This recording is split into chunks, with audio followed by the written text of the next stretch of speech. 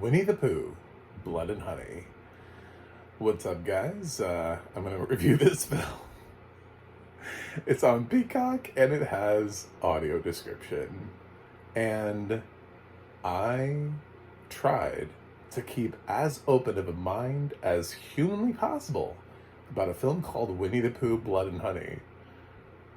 I've had an opinion on it ever since the film was released. I was like, why? Why are we doing this? But you know what? I'm interested. I'm intrigued. You've piqued my... Let's see what we got going on here.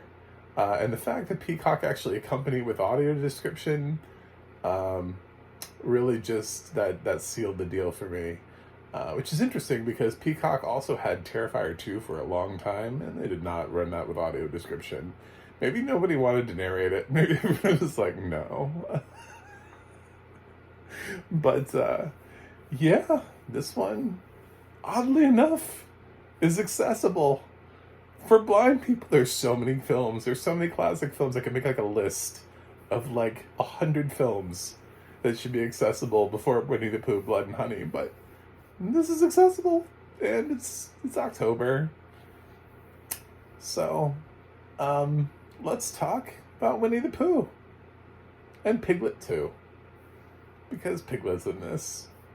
Because of course he is. This is written, directed, and produced by the same guy, so I feel like he didn't really care.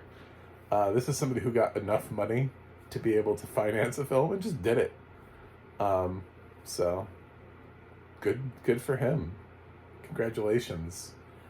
He used a well-known IP. He got a lot of attention attracted to it, and yeah, I don't really know what else to say. It's not going to impress anybody. It won't get him gigs. Sometimes indie films get people higher gigs. No one is hiring him. He is not moving up in the world of horror. I don't think this impressed anybody. I don't think anybody was like, yeah, let's get more of that. It's not as bad as you would assume from the thing, but it's also really not good. And it's very schlocky. Like, it's intentionally shitty. A lot of the kills are really over the top in a way that you would find maybe like in a trauma film, like, where it's just like, we're here for the violence. He pretty much they only exclusively kill women in this. There are very few dudes. There's Christopher Robin, and then there's like a couple of guys that show up in a car for like one scene. That's it. Otherwise, it's a whole bunch of women dying. Like, Winnie the Pooh has a problem with women. And I don't even know why there are this many women in the film. I missed that subplot because... So here's what the story is. We open with, actually the best part of the film is maybe the first minute, which is sort of that like storybook look with a in-film narrator that tells you sort of like the story of Christopher Robin and Winnie the Pooh, but it just goes like really dark really fast. It's like, but then Christopher Robin went to college and left his friends alone in the 100-acre woods to fend for themselves, where they had no food. And and it's just like, it's horrible, and like Eeyore dies. And it sends the rest of them into like a fit of rage, and they vow to never speak again, and they're looking for like... It suggests that they're looking for another source of food, but... At least in the audio description, the film never really does a solid job of like suggesting to me that Piglet and Winnie the Pooh are like actively eating humans. Like, you don't see one of them like munching on an arm, you know? I mean, there are like some suggestive scenes of, yeah, they eat something, but maybe humans, but they don't like... This doesn't really go that hard. Even this guy, like, decided to swerve away from that. He just suggests it. He's like, maybe they do. Yeah, I don't know. So yeah, then we jump, and Christopher Robin is coming home. He's got his new girlfriend slash fiance Mary, and he thinks everything's great. 100 Acre Woods. These guys, they're gonna come out. They're just gonna play again, and they're gonna have fun. Someday somebody's gonna do this with Toy Story. I won't be around for it because by the time those characters hit public domain, we won't have to worry about this. I won't have to worry about this.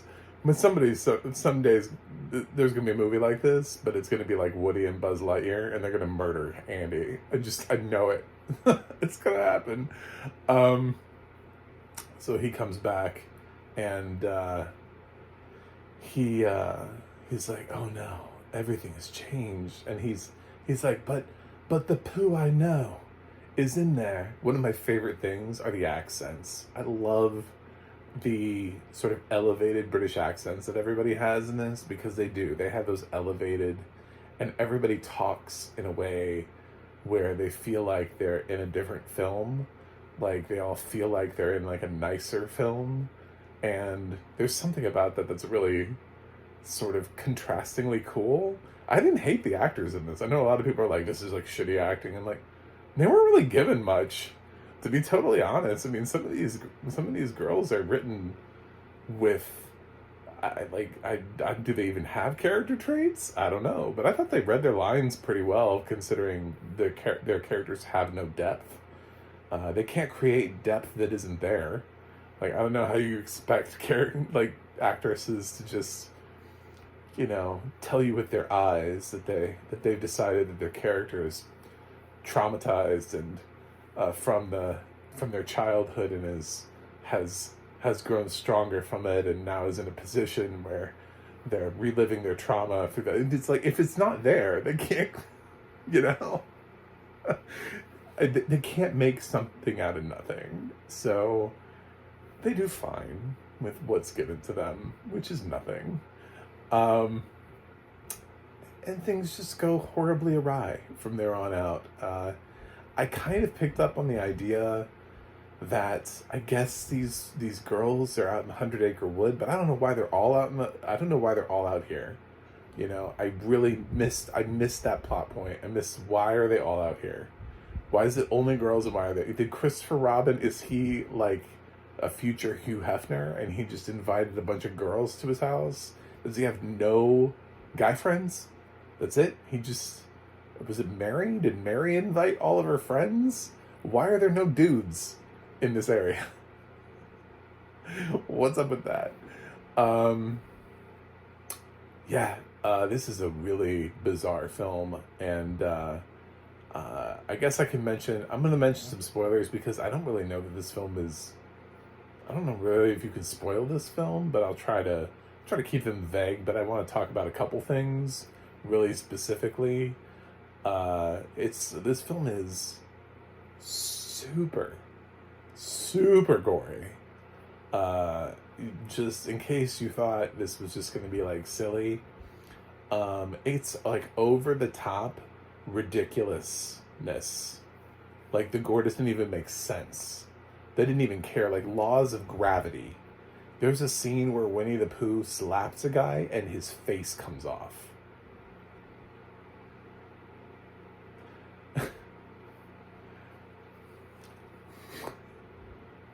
He doesn't have a weapon. He doesn't cut the face off. He slaps him and the face comes off. Granted, it's listed as being half his face, which actually makes it maybe perhaps a little bit even harder to understand how that could happen, like how you could lose like half your face in a slap. But he does. It happens. There's also there's one of the worst written scenes in cinematic history.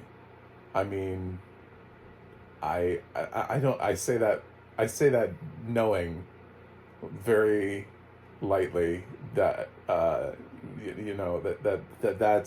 there have been a lot of films, but there's this one scene that was so like telegraphing to me what was about to happen that it was obnoxious.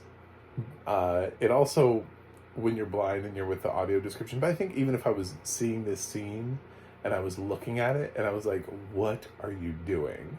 It's one of those scenes where I would be looking at a character in a horror movie and be like, do you have any self-awareness of where you are right now? Do you have any self-awareness of the fact that you are in a situation and you're choosing to hide here? I'll just go ahead and tell you, there's a girl that runs away from Winnie the Pooh.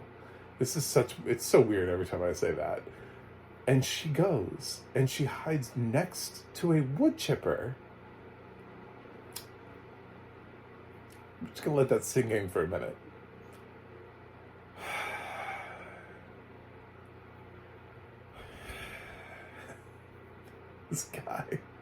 This guy's script, dude. He can't even come up with like creative ways of getting people to other places. He has to like have the girl, she hide in a place and she's like, you know what looks like a great hiding spot? How about over there by that wood chipper? I feel like this is totally going to be safe for me.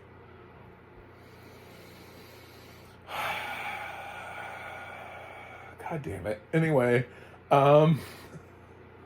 there's also just random boobs. Like Winnie the Pooh just rips a girl's shirt off. And boobs come out. It's just, they're referred to as breasts, I should say, in the film. I should be politically correct on that one. I apologize. But if we're here talking about Winnie the Pooh, blood and honey, you're worried about my political correctness. I think you're worried about the wrong thing. So, he just rips a girl's shirt off for no apparent reason. Also, her shirt just rips off. It's just, that's how it's made. Just done. Okay, doesn't need, just no bra, no nothing. Just, hey, what's up? These are my breasts. They're here now, for the camera. This is what guys want, right? They want to see my boobs and then see me get killed. So, this is what we're gonna do. This one is just like atrocious. It's super violent. Nobody has a normal death. There's like one girl who gets her throat slit, and that's probably the nicest death in this film. It's probably the least violent death in the entire film. But then Winnie the Pooh proceeds to stab her repeatedly a bajillion times. So, she's probably dead. So he's just desecrating a body at that point. But it's a better death than many of the other people get. Head ripped off with like the spinal cord, part of the spinal cord with it. That's a death. Being run over by a car, have your head run over by a car so your eyeball pops out. That's a death. Having your throat slit by Winnie the Pooh's hand. He just, across your throat. He's a stuffed animal, so obviously his hands are super sharp. So that made a ton of sense. Those are just some of the other thoughts in the film. I don't know if did you guys think that this is not good, but also, I won't say it's the worst thing I've ever seen, because it's not. I've seen films that I haven't enjoyed at all, and this one seems to be trying to be one of those so bad it's good, or like one of those I can't look away type of films where it's so schlocky and shitty that it has its own cult following. I could see this having a cult following. Winnie the Pooh and Piglet, one of the things that they obviously did to throw off Disney was to have these characters never talk. So Piglet never talks. Winnie the Pooh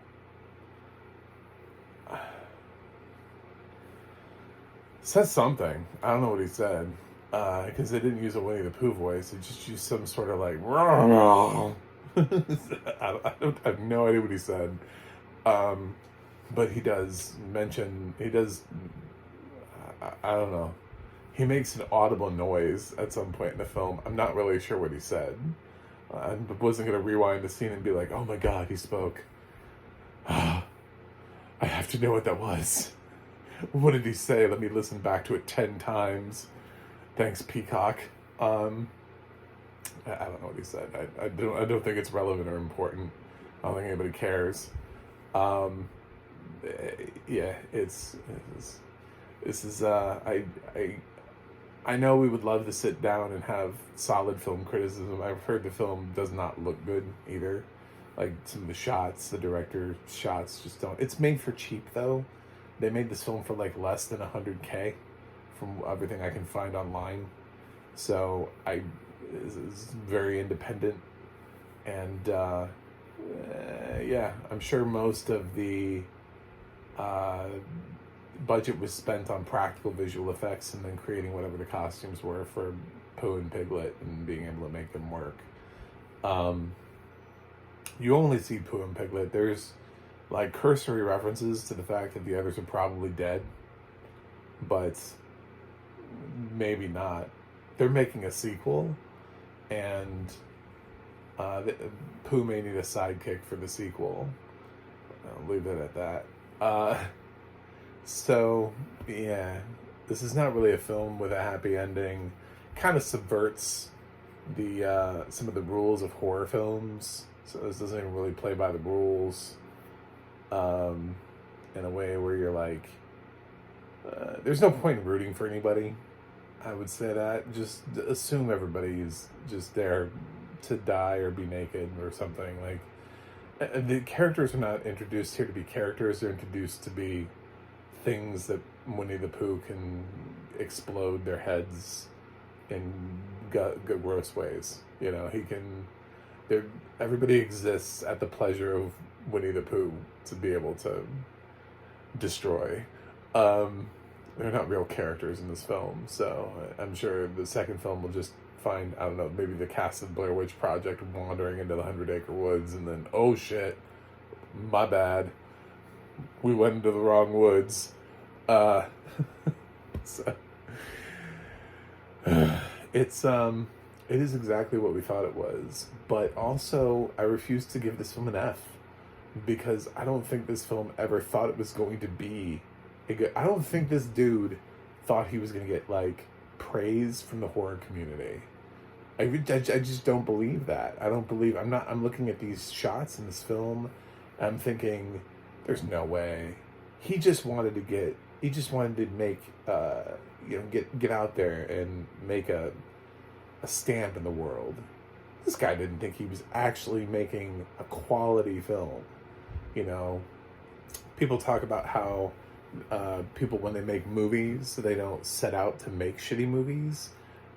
They haven't seen this. This is schlocky. It's intentionally shitty. Like, that's what this is. But it's done in a way where you're supposed to, like, enjoy and revel in the fact that it's not good. And that's supposed to be what the entertaining thing is that it's so silly and so stupid and so over the top that it somehow ends up hitting rock bottom and then bouncing back up, which it kind of does. I'm not gonna lie. It kind of has that vibe, which is why it doesn't have a 0 on Rotten Tomatoes.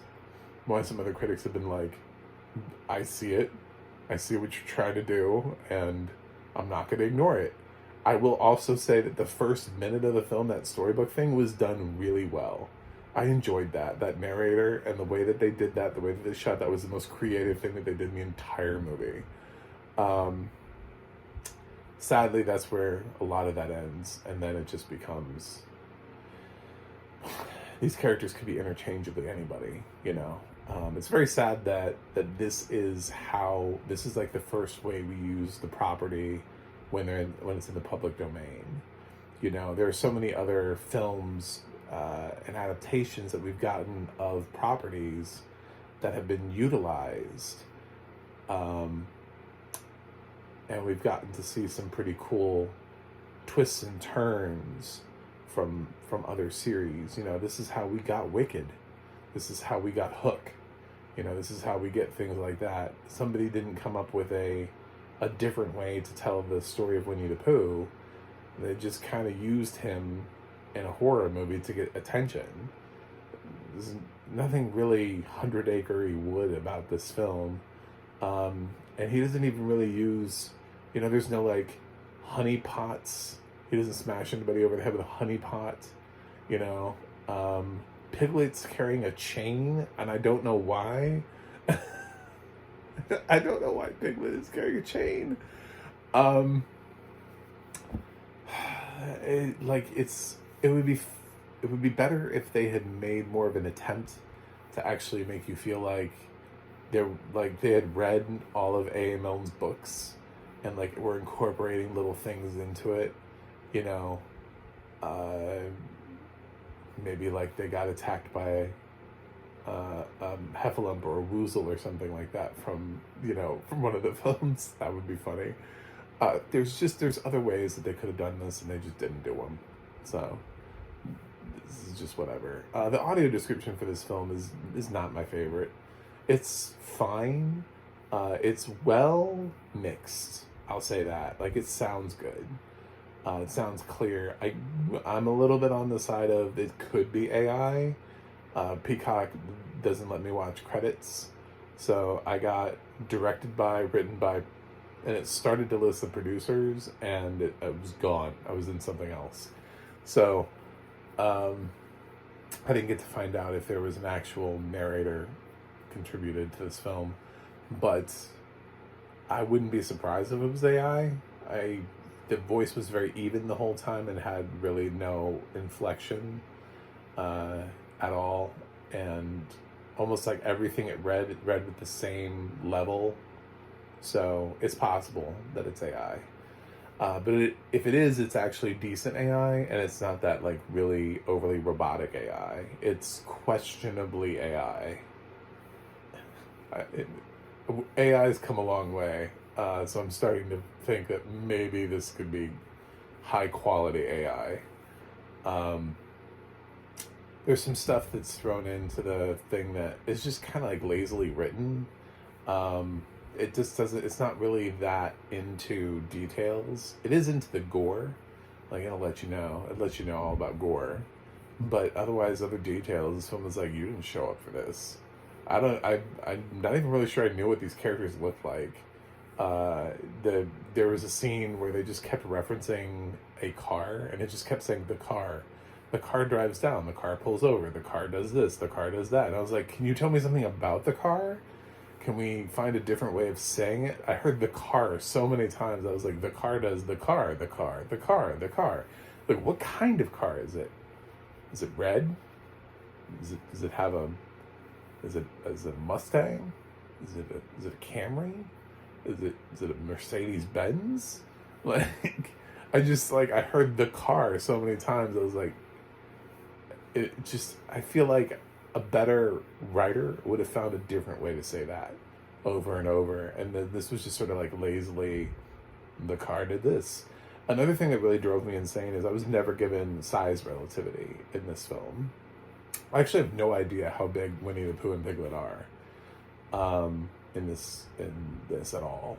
I don't even really know what they look like. Their initial description was not good. So it didn't really give me an idea of what the characters' design looked like. I know that's maybe like treading into thin water, but I mean, there is a character design, right, of some kind. The thing is, if you don't tell me, my mind immediately goes to Disney's Winnie the Pooh anyway. So if you don't correct me on your design for Winnie the Pooh, like if you've gone in a more grittier direction, I'm thinking it's like the Winnie the Pooh from all those cartoons, or the Winnie the Pooh that I remember seeing on the front of the book from my visual days of, on the front of A.M. Milne's book. So I'm thinking it's one of those two things, which means I'm thinking it's this tiny little bear and an even tinier piglet. And I'm questioning how they're able to do all of the things they're able to do in this film. because they should be really small, because their characters are really small, even to a child of Christopher Robin. So I need size relativity, because there's a lot that happens here, and I'm like, is he a giant now? Is he, I don't know. In every other scene that we've ever seen Winnie the Pooh in, he's always shorter than Christopher Robin, who's like 10. So to be shorter than a 10-year-old, and then Winnie the Pooh is taller than Piglet. So I don't know how tall Piglet is, but he can't even be like a foot tall. You should be able to just drop kick him across the field regardless of what weapon he has. You know? I mean, it's sort of like the concept about Chucky, right? Like, you just give him a good kick. The fact that I didn't get any character description or anything about size relativity just bothers me. Otherwise, a lot of it is just in the writing. It's like, not only do I not really get a difference in what these characters look like, but the writers just never wrote the screenplay to give the girls any sort of differences in their characters either. He didn't really care. We might get a reference to like their hair color, but I mean, they could be white, black, Latino, Asian, South Asian, indigenous. Like, I have no idea. They're just all here to die. It's interchangeable. Yeah, it's not my favorite narration. It's not the worst narration in the world, because I will say that it is a horror movie, and the gore is absolutely well described. They are all up in this gore. This guy is like, nobody cares about anything but the gore. It's like, I don't know, dude. I kind of need to know what Winnie the Pooh and Piglet look like, and how tall are they? Because they seem gigantic in this, and for the things they're able to do, but they shouldn't be. So, I mean, I know I'm expecting a lot for this director to tell me why all of a sudden these characters are gigantic, but it would be nice to explain how characters that we've always seen referred to as being...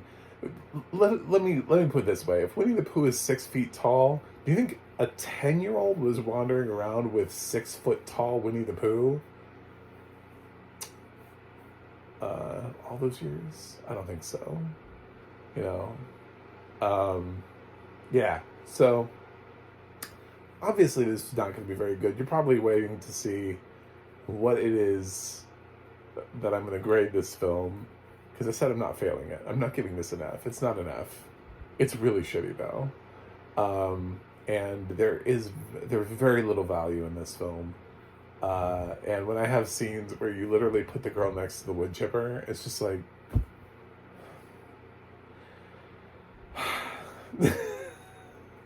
I mean, immediately, I think any horror movie fan knows that scene's not going to end well. I mean, it just, like, there's us. It's almost like a parody, It's like, where are we going to hide? It's like that thing where they had before the movies, and they've got the killer, and they're talking about, like, all of the places that they could hide, and they're like, what if we hide behind the chainsaws? It's like, oh God. Anyway, I'll give Winnie the Pooh, Blood and Honey, a D-. It is really bad, and I don't think really anybody should watch it, but I have seen worse films. I've seen films I didn't enjoy at all. I've seen films that have made me angrily just ranting and raving about how much I hate them. This is not good. This guy should not be given more money. If I was a billionaire and he pitched me an idea for a film and I was like, are you the guy that directed Winnie? He'd be like, yeah. I'm like, no, I'm not giving you money. Are you crazy? Like, no. You are not a talented person, a talented director. There's nothing here that suggests... You basically made a shitty horror film and you used familiar characters to try to get people attracted to you, which happened. But, like, if this wasn't Winnie the Pooh, no one would care. If this was just like a random killer in the woods, nobody would be talking about this movie. So, um, yeah, it's it's almost a waste of time, but it's also kind of silly. There's a scene where Winnie the Pooh summons bees and sends the bees after somebody. I just, he has powers now. He has mutant powers where he controls the bees. No explanation needed. Just he's a bee man now. So yeah. So there you go. It's on Peacock. Thanks for watching. Please click that subscribe button so I can continue to talk to you about shitty films like this with audio description. And it's October, so it's the best month to talk about this film. I'm so glad this waited until October to drop. And I also have a website, macmovieguyy.com. You can follow me on X, Threads, or Instagram at macmovieguy. You can go to the audio description project, adp.acb.org. It'll let you know what is audio description, where you can watch it. And you can go to the ADNA.org. That's the ADNA.org. It'll let you know who's narrating what. I will review something else and see you guys on the other side.